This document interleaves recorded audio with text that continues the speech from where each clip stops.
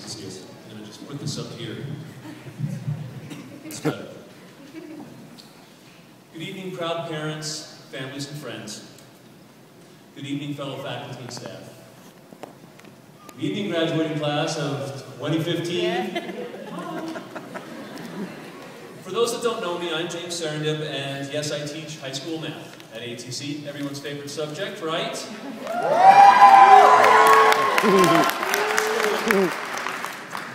So, these wonderful people over here have gotten to hear me talk about math quite a bit. And because I might not get another chance, I thought I would take this evening to talk about math. So one of the questions that's most often heard in my classroom has always been, when am I going to use this in real life? Does that sound familiar to anyone? Yeah! You know that meme, another day's gone by and I haven't used algebra once? So, well, since the folks over here are preparing for a rather big dose of real life, I thought I'd take a moment to readdress this question. Graduates already know my answer to this question. And it usually goes something like this. Well, most likely, 95% of you will never use 95% of this material ever again once this course is over. By the way, the course is over. And what percent of the material is going to be used then? What does that mean? Of course, the question then is, so why are we doing this? Well, the answer that all of these people over here have come to understand very deeply is we do this to develop ourselves as people. In life, there are always obstacles and hardships. There are pains and disappointments, not just in math. And when we learn to push ourselves into the sharp edges of our self-doubt, our fears, our insecurities, then we'll have resources for those hard times.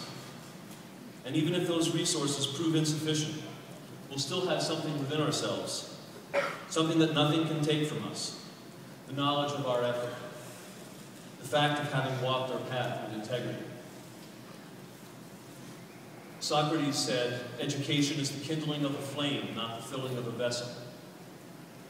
And I believe the less we focus our efforts on the pursuit of attainment, and the more we focus on appreciating wonder, the more rewarding our education and our efforts will be. It's so easy to be consumed by focusing on a goal and thereby lose track of the moment. So I want to remind you, the moment is where we live, not the future. This graduating class has strong ideals, big dreams, and lofty goals. So I want to tell you that sometimes our paths are not linear. But, and here comes the math, sometimes our paths are more like an asymptote. You all remember those, right? No, it's not a dirty word. An asymptote is when you have a function that approaches some specific limit infinitely, but never touches it.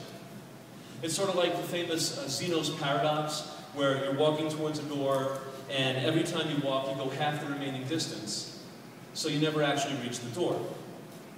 So here you've got a function, you can graph it, it's a curve, and that curve just keeps getting closer and closer to a line, but it never actually touches it. You can go out to infinity, and the curve keeps getting closer to that line, but it never hits it. Well, what does that tell us? It tells us that it's possible to have a limit, to have a value that is never reached, but that we can still keep going closer to it always. We are often asymptotic to our ideal of a self that we would like to be, to the kind of life we think would take away all of our troubles and fears, to the people we love. It's okay. Just continue to approach that limit, even if you know you may never reach it. It isn't about reaching it. It's about having a trajectory that is meaningful. For those graduating tonight, the future may seem rather unknown and uncertain, and it should. You have no idea what you're in for. That can be kind of scary. And this is another reason why I love math. Math is certain. It's one of those rare places in life where answers are not subjective. They're not open to interpretation or misinterpretation. If I tell you that x squared minus 4 equals 0, we all know, don't we, that x equals positive and negative 2? No matter what your language or your culture or what century we're in, this concept is still true. Not so with most aspects of our lives. We all have different beliefs and opinions.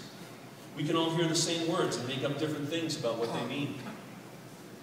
Two people can be in conversation and come away with completely different ideas of what they just said to each other. This happens all the time. And it seems that this ambiguity, this uncertainty, this misunderstanding is responsible for a lot of suffering in life, isn't it? But with math, the answers are not subjective. My dad's a mathematician.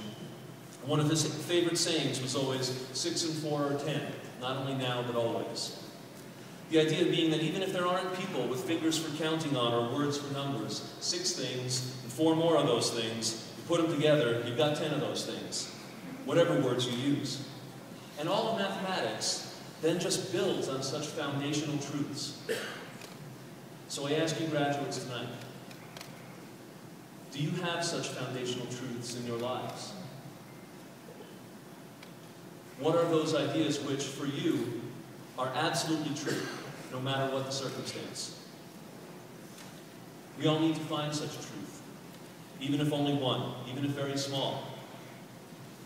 From that, you can begin to construct the mathematics of your life, a set of principles and theorems from which you can decide and act, knowing you do so from a place inside that is connected with your foundational truth.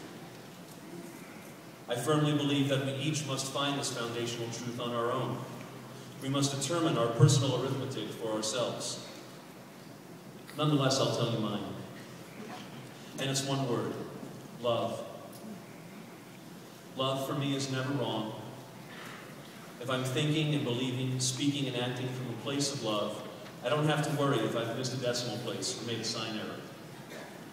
Now, of course, I could try to talk to you about what I mean by this word love. That's a question for the English department. I have my meaning that I hold in my heart, and that's the basis for the arithmetic of my life. What will yours be? You will all find it. Be open to it. Embrace it. Let no outside force distract you from holding your own light within you. That one axiomatic truth that will guide you. Even if you feel your light is minuscule, a spluttering candle in a limitless sea of darkness, you don't just blow it out, nor cringe around it in despair. Rather, hold it high. Offer it to the world, even when it seems futile. We can't always foresee all ends. You may sometimes feel you have nothing to offer, but offer what you have anyway. Even if it's just a word, just a smile. You never know what it might mean to someone else. And just as a function can be infinitely close to zero, but not zero, it can also open out from that point to great heights. Remember, you're asymptotic.